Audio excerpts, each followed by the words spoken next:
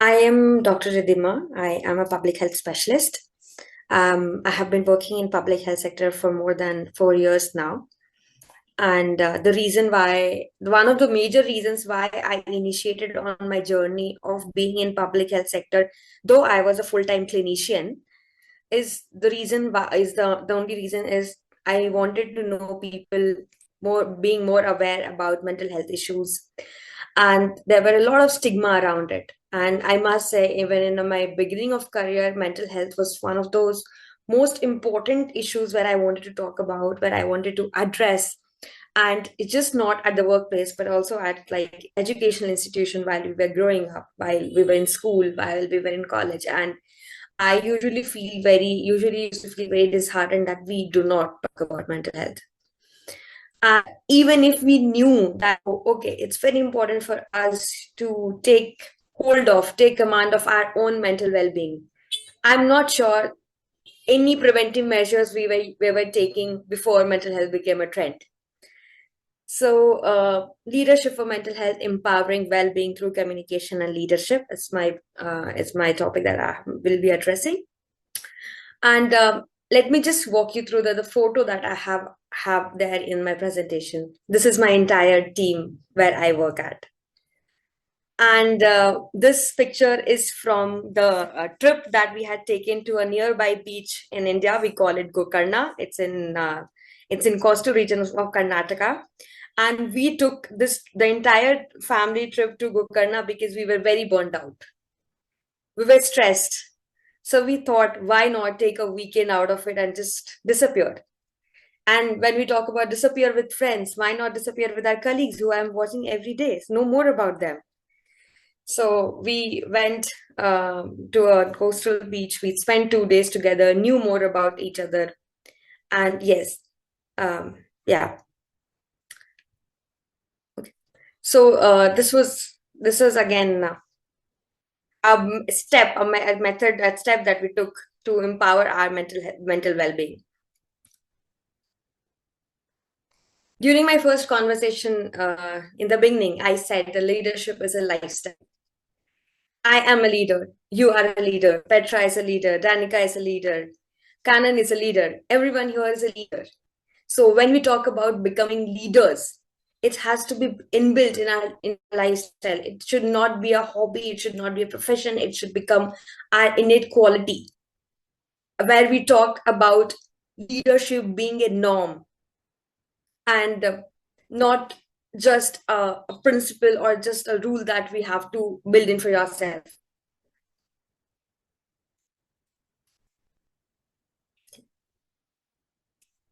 I think I saw one hand raised. Hi, Sandhya. Did you want to ask something?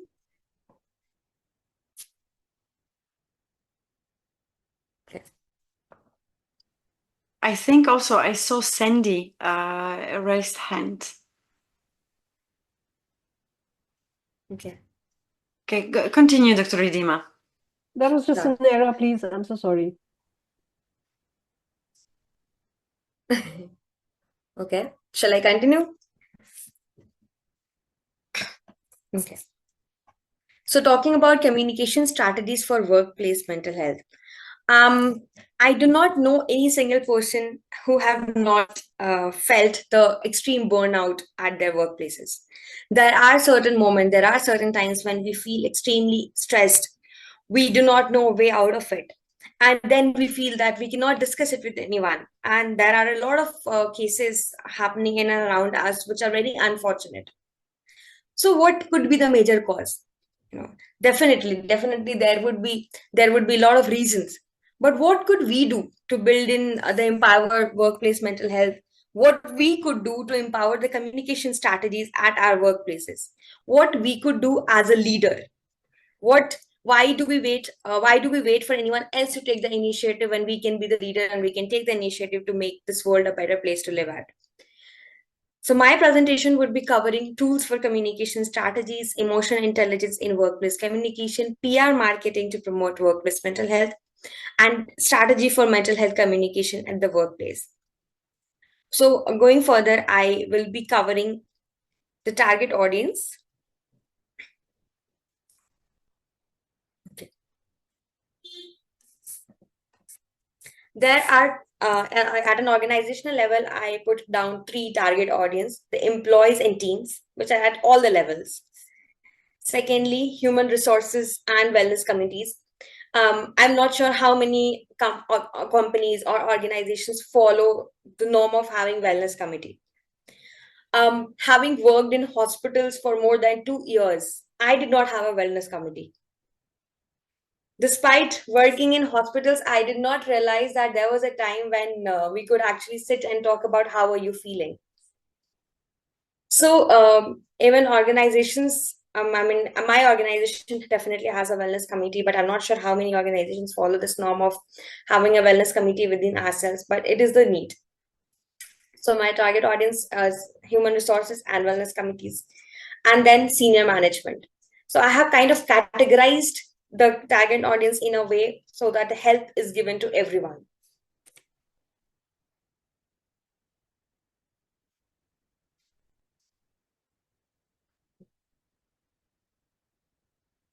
So talk about emotional intelligence in workplace communication. Emotional intelligence, when we talk about leadership, leadership usually comes and starts with the self-awareness and personal accountability. And it definitely does not only require seeing leadership as a position, but as an attitude, as already mentioned. And it should have the influence, the integrity, and serve others. And I think that's why emotional intelligence, there could be several factors for emotional intelligence to be affected. So we, as a leader, can encourage self-awareness and self-regulation to manage stress and emotional well-being. We also need to follow that norm of self-awareness about emotional intelligence. And we need to implement emotional intelligence based communication, which build trust and employee engagement and solve conflicts healthily. And we know that a leader usually fosters a leader is always responsible for fostering a sporty workplace by creating a workplace which could be full of trust, transparency, and open communication. A supportive leader, you can also be a leader if you are leading by an example. When you are self-aware about your emotional intelligence, and the emotional intelligence in a way could be influenced by so many factors. There could be cultural backgrounds, there could be upbringing, there could be past experiences, and there could be different conflicts at families. There could be your own personal issues which you're not able to chat about. But all these things definitely define a role in shaping your emotional intelligence. And social intelligence also count for empathy, your own social skills, and motivation within yourself. So emotional intelligence definitely plays an important role in workplace communication. And as a leader, if we can practice active listening and empathy, it will definitely help in addressing mental health is more effectively, just not for ourselves, but for the employees and for the healthy growth of the organization.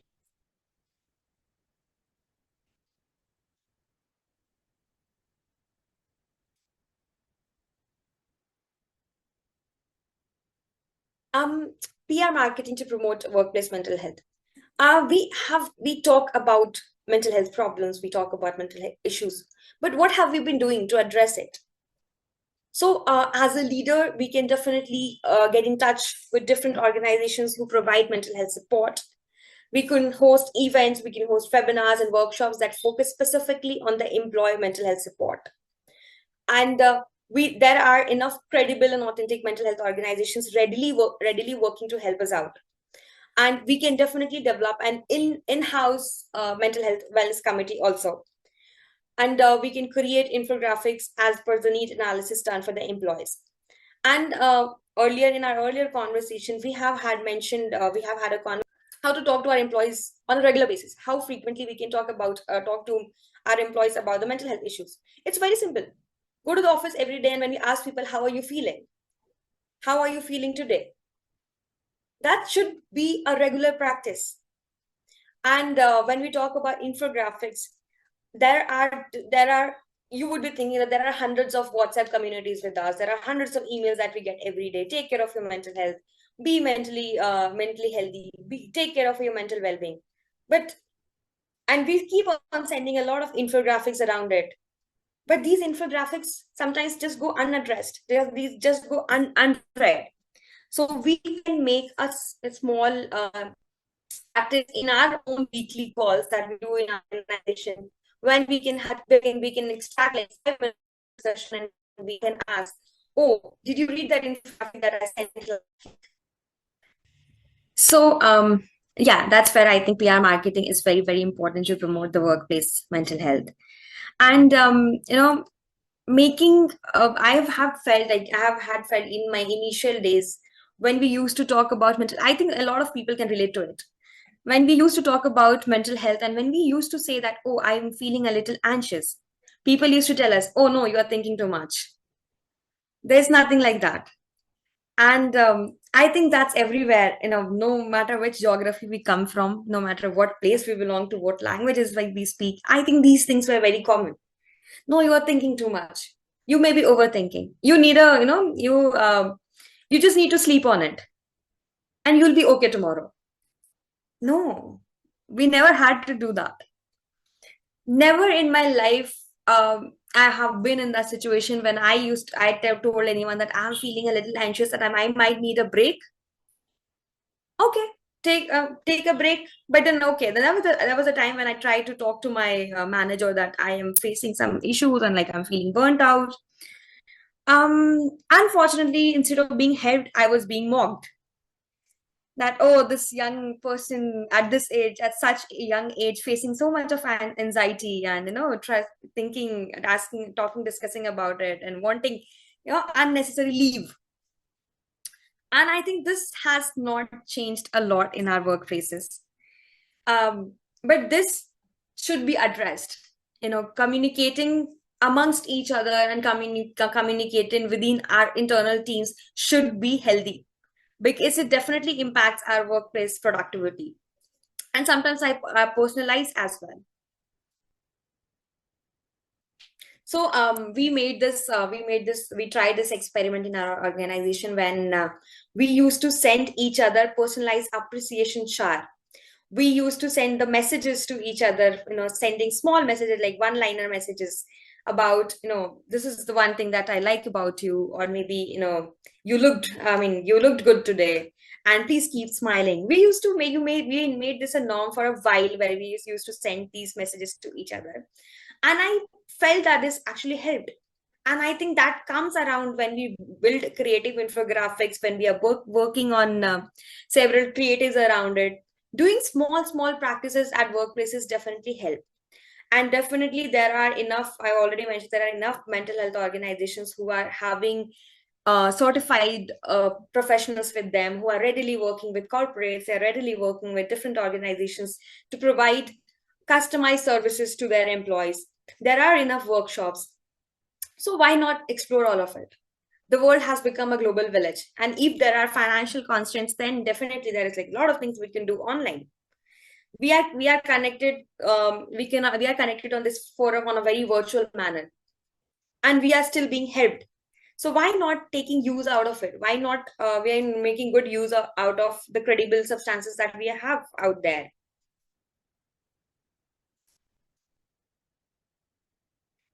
So this slide is my personal favorite slide, because then we talk about the tools and we just don't talk. We have the practical implication to it. So always creating a confidential employee assessment program helps, because that's where employees can seek counseling and support. You can, every organization I feel can have an in-person counselor, an in-person professional, where employees do not feel judged. It should be a non-judgmental workplace for everyone working, no matter what hierarchy they are working at. So establishing and making it a program for every employee is very, very important. And yes, implementing feedback tools where we can do the anonymous surveys. Although I am not a very, very big fan of anonymous surveys, if we talk about leadership, say it on face. Tell that, oh, this is not right. Tell that this is something we need to change. Tell it, like say it out loud so that you are heard. But definitely there could be surveys, there could be one-to-one meetings, because I feel that if there are any sort of miscommunication, even during the internal teams, you may be feeling a little overwhelmed. And maybe there would be a lot of miscommunication, misunderstanding. There could be a lot of things. A one-to-one meeting does always help. And definitely I'm using platforms like Slack, Microsoft Teams, wellness apps, keep employees connected, and encourage open conversations about mental health. But instead of just talking about mental health during the mental health week in every organization, does not make any sense. Okay, it feels more like celebrating Mother's Day once a year. And I celebrate my mother every day. I celebrate my parents every day. So when we are talking about mental health, it should not be the case where okay, mental health week is arriving now. The entire organization has to sit and talk on their specific topic, on their favorite topics. No, we have to talk about it throughout the year so that revisions are being held. We are revising it. We are revising what we are speaking. We are revising, we are applying it to ourselves.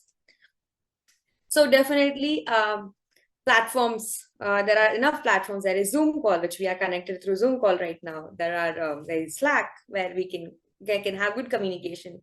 We have Teams, we have Google Meets. There are different wellness applications available on Google Play Store. But most out of everything that we are trying to push in the organization, there should be one thing which should be made common, is the intent to communicate. And I think only a leader can bring in that intention, that intent, that strong motivation amongst their employees by leading that by an example. I remember there's a quote that be the change that you see around, that you want to see around yourself. So we have to employ that to ourselves.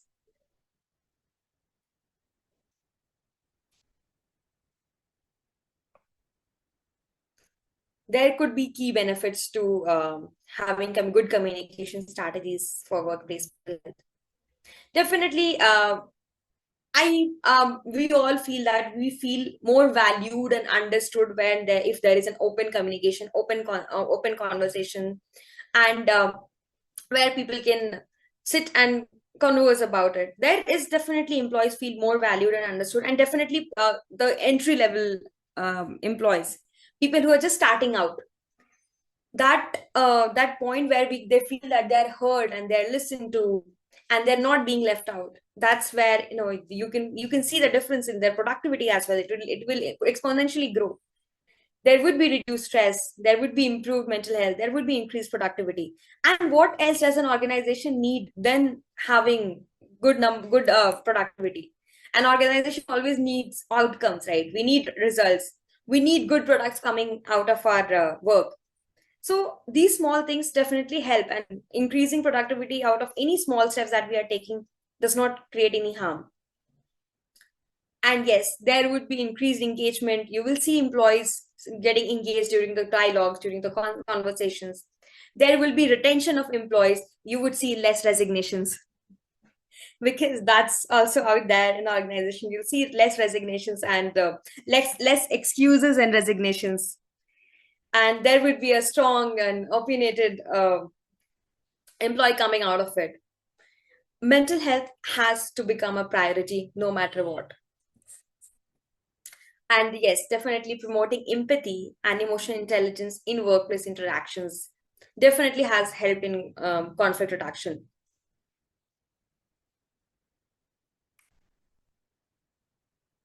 Yeah, so this is what I already talked about, that 43% of our business leaders say that poor communication decreases productivity. I mean, what are we expecting to produce if we are not talking what we exactly want? And if you're not having a good conversation amongst each other, what sort of productivity which we are mentioning?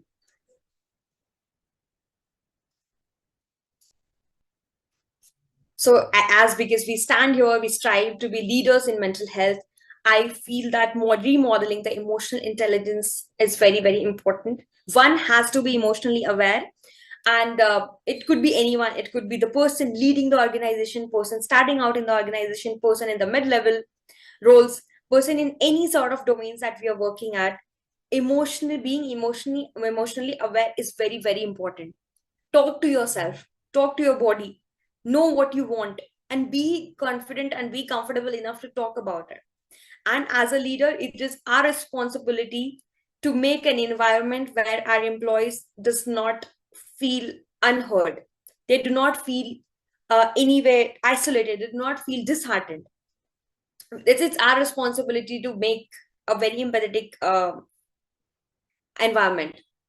And definitely we need to actively promote resilience, and self-care will come only when they see it by example. Only if they see it happening around themselves, then only self-care would become a norm for all of us.